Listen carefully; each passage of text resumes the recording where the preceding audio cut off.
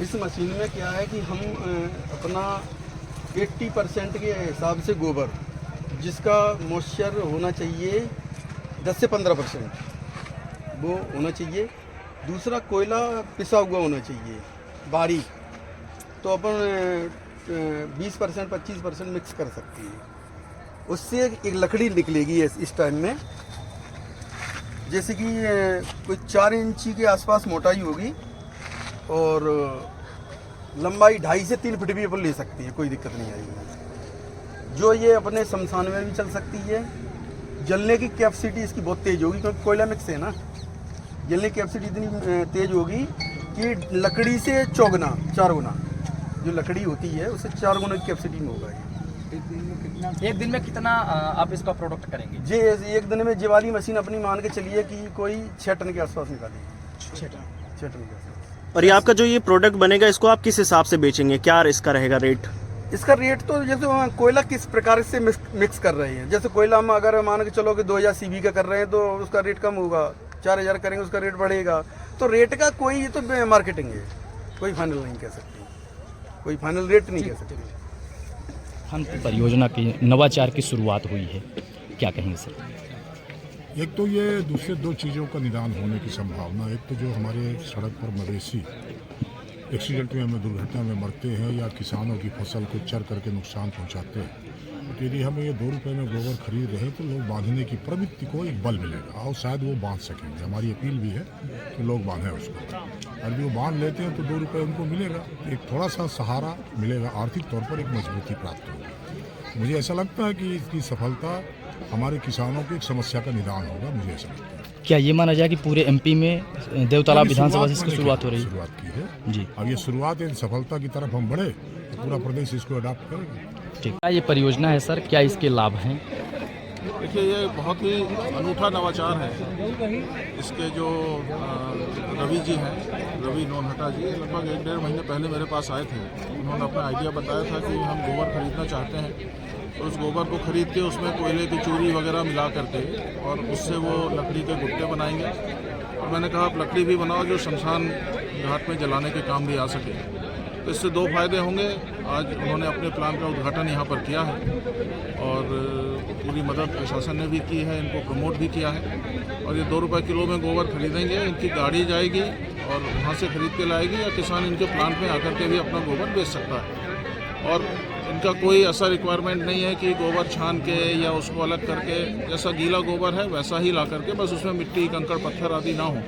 वो गोबर ये जो व्यक्ति यहाँ ला करके बेचेगा उसको ये आने जाने का मतलब 2 रुपये किलो से मूल्य भी देंगे, और आने जाने का जो ट्रांसपोर्ट है वो भी अलग से देंगे। और यदि उसको अपने घर से या अपनी गौशाला से बेचना है तो इनकी गाड़ी जाएगी और वहाँ पर तौल करके गोबर खरीदेगी और तुरंत पैसा उनके खाते में डाल दिया जाएगा। सर, इस योजना से सामाजिक और आर्थिक जो है किस प्रकार की जो है तो सहायता मिल पाएगी लोगों को? ये बहुत ऐतिहासिक मुझे लगता है कि परियोजना होने वाली है, क्योंकि ये क्षेत्र पूरा एरा प्रथा के कारण आवारा पशुओं की समस्या से ग्रस्त है। तो इससे पहला तो सबसे बड़ा लाभ यह है कि आर्थिक लाभ है कि लोगों का गोबर बिक रहा है। हमने आज तक कभी सुना नहीं कि गोबर बिकता है और इस तरह से खरीदा जाता है। दूसरा यह है कि जब ये गोबर बिकेगा तो हर व्यक्ति अपने पशु को अपने घर में रखने के लिए प्रोत्साहित होगा कि उसको आप बाहर मत छोड़ो, क्योंकि एक ATM की तरह काम करेगा। प्रतिदिन हर पशु 10 किलो लगभग एवरेज गोबर देता है। यदि किसी गौशाला के पास में 100 पशु हैं तो 1000 किलो गोबर हो गया उसका, और 2 रुपये किलो यदि खरीदा जाएगा तो 2000 रुपये प्रतिदिन हो गए, और 1 महीने के 60,000 रुपये हो गए। बहुत बड़ी रकम है और ये टैक्स फ्री है। तो ये बहुत बड़ा एक मतलब मैं कहूँगा क्रांतिकारी कदम है, जिससे न केवल आवारा पशुओं की समस्या से निजात मिलेगी बल्कि लोगों को आमदनी भी बढ़ेगी, रोजगार भी नया मिलेगा, और जो पर्यावरण प्रदूषण की बात है उसमें भी मदद मिलेगी। क्योंकि शमशान घाट में जो लकड़ी वगैरह जलाई जाती है वो निश्चित रूप से उसमें जंगल कटते हैं, लकड़ी की डिमांड बढ़ती है, तो उसका रिप्लेसमेंट उपलब्ध होगा। सर, इस नवाचार के प्रति क्या किसानों से भी कोई अपील करेंगे, किसानों को जागरूक करने का या संदेश देने के लिए? देखिए, अधिक से अधिक, मैं तो पहले भी हमने एक मुहिम चलाई थी, सड़क से गौ माता को घर ले आना है, और ये पूरी तरह से सामाजिक मुहिम थी और स्वैच्छिक थी।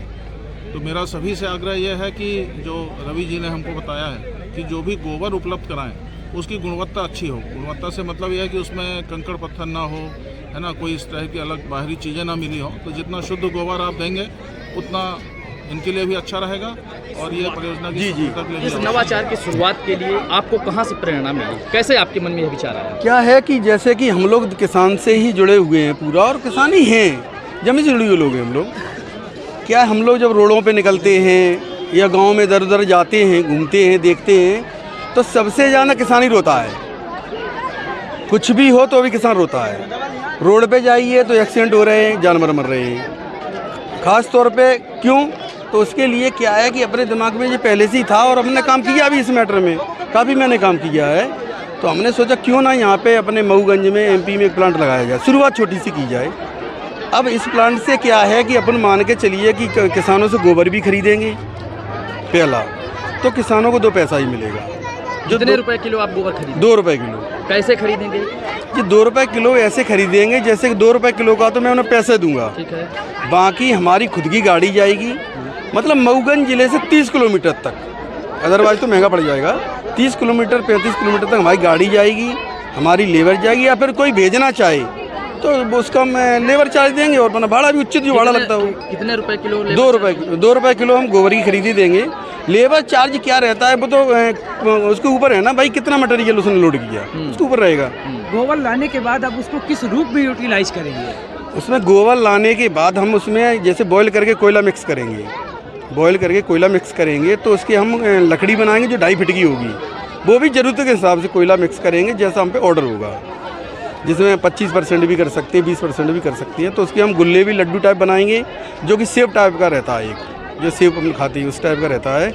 तो बुश जैसा बनाएंगे तो उसमें धुआं नहीं निकलेगा, जो गुल्ले बनाएंगे उसमें धुआं नहीं निकलेगा। तो धुआं नहीं निकलेगा, उसे रेस्टोरेंट वाले भी यूज करेंगे, अपने घर में भी अपन जला सकते हैं। लाठी से तो सस्ता ही पड़ेगा ना जी। परियोजनाएं आपकी कहाँ कहाँ चल रही हैं? जी हमारी यूपी में 2-3 जगह हमारी चालू में है, प्रेजेंट चालू है, वो चल रही हैं। यहाँ के प्रशासन और जनप्रतिनिधियों के लिए कुछ बोलना चाहेंगे?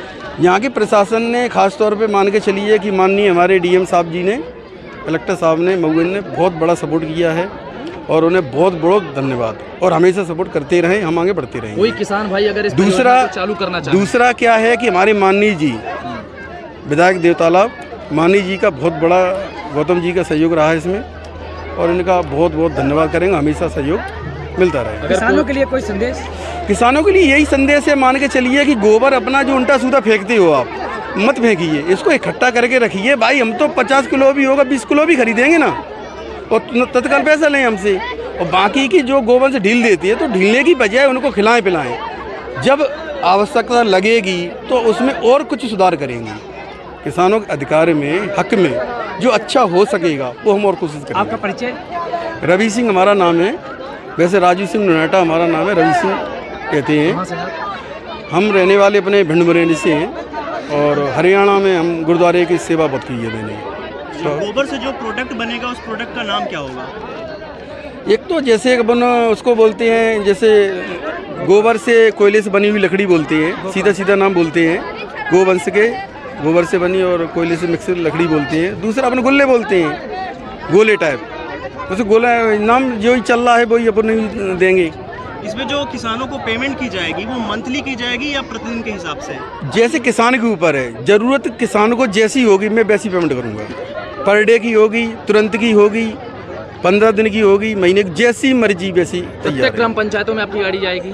मान के चलो कि जिले के अंदर पूरा कोशिश करेंगे, जिला कवर करेंगे जी। अभी आप सिर्फ मऊगंज जिले में ही अपनी गाड़ियों को भेजेंगे? जी नहीं, मऊगंज जिले में ही एक प्रोजेक्ट जो हमारा एक जिले तक ही 40 किलोमीटर तक कवर कर सकता, नहीं तो बहुत महंगा हो जाएगा हमारे लिए। 60 किलोमीटर की है पूरा, अगर मऊगंज जिला देखा जाए। नहीं, उसमें अपन क्या है निकालेंगे। जैसे हम बोलेंगे अगर ऐसे दूर होकर हमें जाना भी है तो हम ये बोलेंगे भाई हमारा भाड़े में दिक्कत आ रही है, तो आप हमें बड़ी गाड़ी भेजें, 10 टन की गाड़ी भेजेंगे, वो भी 60 किलोमीटर का 17 किलोमीटर कवर होगा। पहले आपकी मगर इसमें कुंटल 2 कुंटल का काम ना हो पाएगा। पहले आपकी कितनी गाड़ियाँ मऊगंज जिले में भ्रमण? अभी शुरुआत में हम 2-3 गाड़ियाँ चलाएंगे, जो कि हम उसको समझेंगे क्या है क्या नहीं है, और खास तौर पर प्रचार भी करेंगे उसी गाड़ियों से, और मंगाएंगे भी, कोशिश करेंगे बढ़ाएंगे धीरे धीरे, जैसे लगेगा। अगर कोई आपसे जुड़ के ट्रेनिंग